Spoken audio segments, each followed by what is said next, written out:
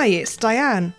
I like to go out for walks and record what I see in my nature journal, and this time I'm in Skye in Scotland.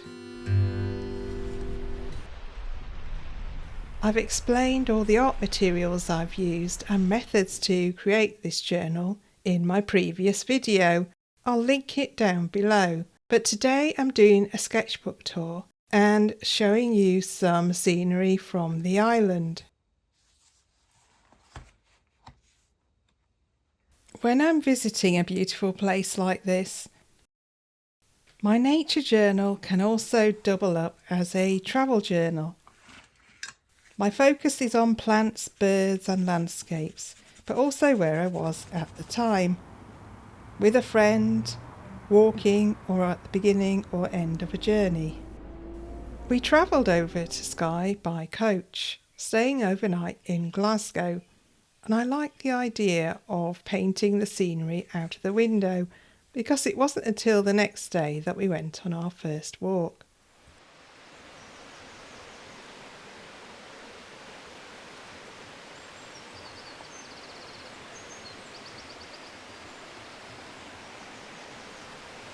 This woodland walk was full of garlic and bluebells, so they took prominence at the front of the scene, as well as these buttercups and another plant called Herb Robert.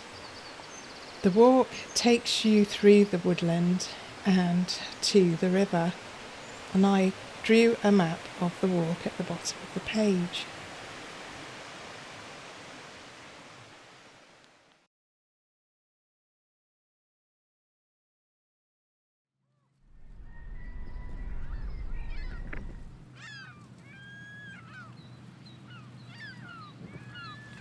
Portree is the nearest town to where we're staying, so we went there on the bus with our sketchbooks and art supplies, and I did this scene on location.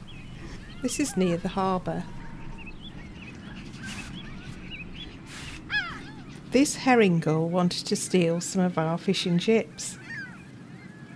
We did a short walk and before returning to our cottage, and this is Portree from a distance. I wanted to experiment with layout, so I did 2 miniature scenes and then 2 portraits of some of the birds.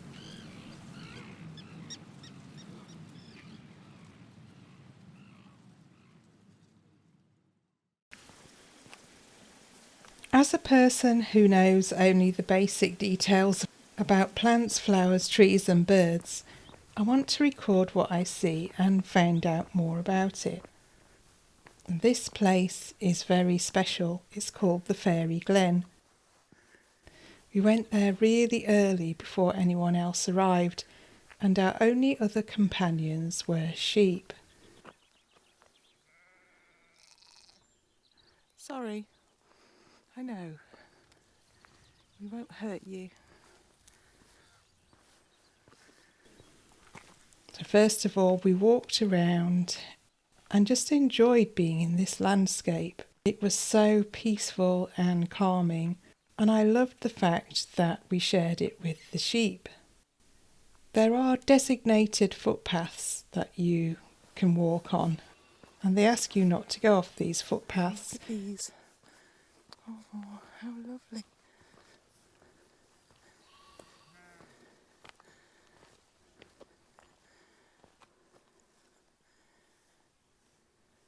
And also, I was very careful not to disturb the sheep because they seemed like they were resting and at peace, and I didn't want to upset them.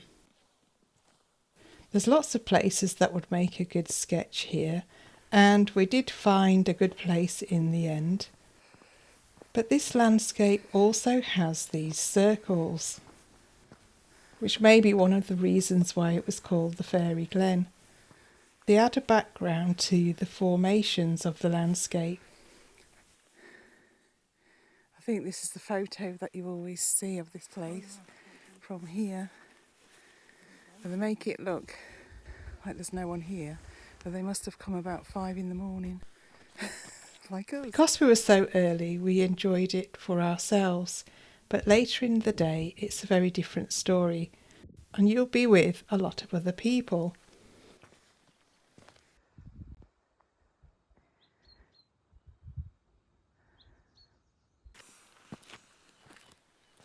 I tried to walk very carefully so I didn't upset the sheep. Because there was no one else there, I didn't care what I looked like with my trousers tucked into my socks. I did it to stop the midges from biting my ankles. The sun's just breaking through that cloud. See, the light changes every few seconds. As I looked across the landscape, I was thinking about the circles and the pattern that they formed. I like to take photographs as I go around and then create a sketch afterwards. I noticed that some of the flowers and plants had these circles. There was a pattern to the landscape and the plants that thrive within it. These sheep were gorgeous, so they had to be in my sketch as well. I took plenty of photographs and then created a spread in my nature journal afterwards. I also like to add text and any thoughts that I may have about the landscape.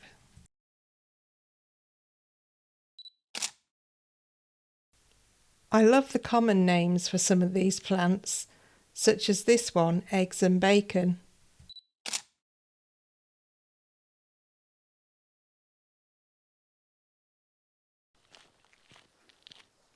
While we were there, we found a bench to sit on, and we sat and painted and sketched the scene in front of us. It was extremely enjoyable to do this, and I used my kit, my watercolours, my water brush to create a very loose landscape. I didn't do any colour matching, I just used the colours that I thought fitted how I felt at the time, and I thought this landscape that we were in was very energising and vibrant. There's very little pollution on the sky, so everything seems to thrive, and the plants and flowers enjoy it. Apparently, sometimes you might see some eagles here, but we didn't see any. What colour shall we have? Let's have this green.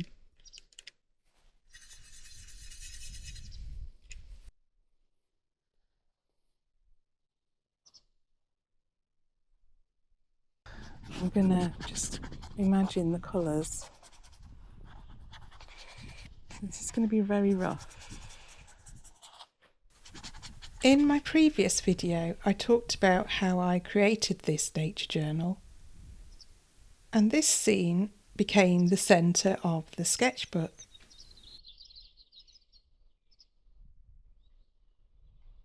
It's amazing when you sketch outdoors because it really imprints the scene in your memory, much more than taking a photograph.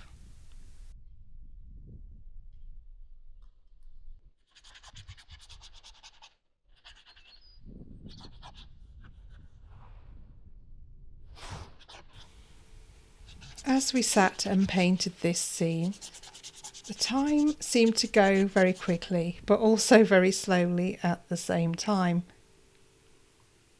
It felt very timeless in a way.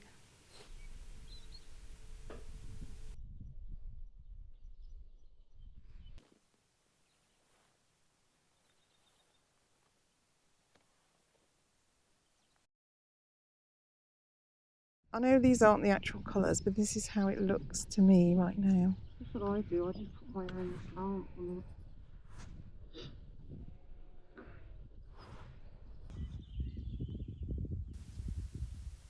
The only judges of our paintings were the sheep that came to have a look at what we were doing, but I don't think they were that interested. And here's the final result.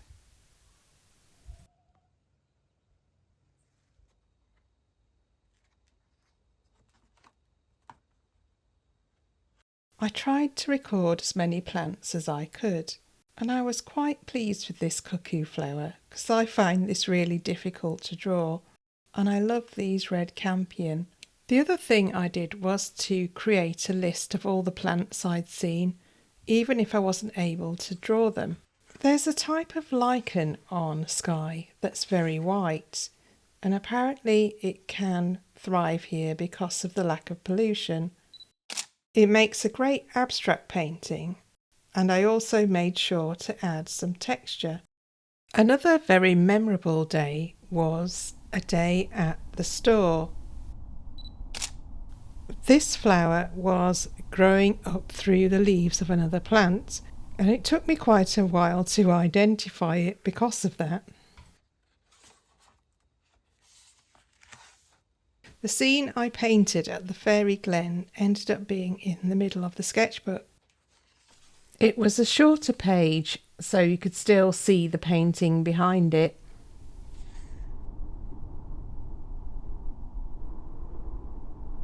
It was a very different experience being here for the day, as there were many other people from around the world.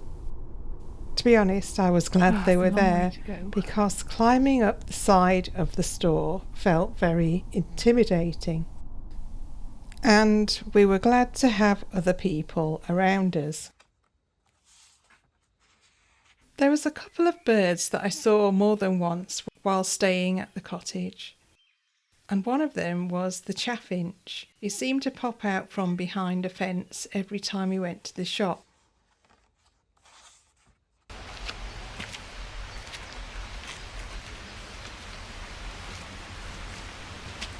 This woodland walk goes alongside the river, and you end up at a waterfall. In fact, it makes a nice surprise at the end.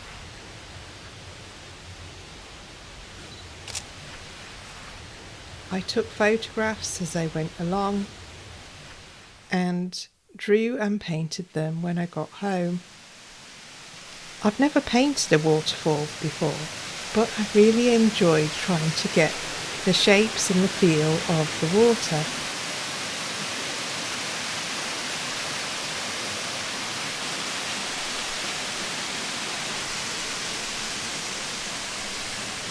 I don't often paint bees either, so I thought I'd include this bee that we saw on the way out.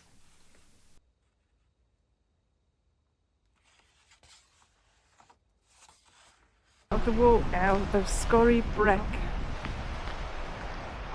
You can see Portree over here.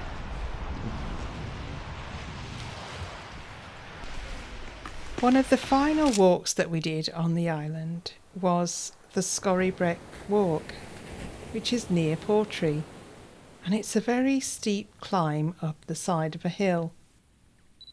I managed to take some photos of some plants I'd not seen before, and hopefully I identified them correctly.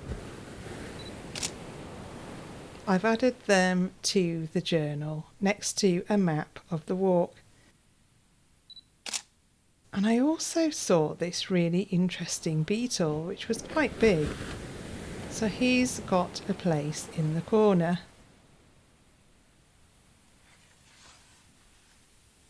As we went up the side of the hill, we got some beautiful views of Portree.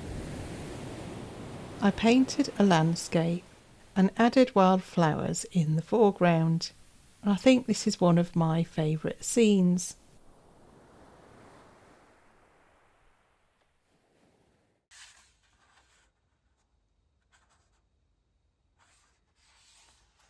It's time to leave the cottage and our friends the sheep. I'll miss them, but it's time to go home.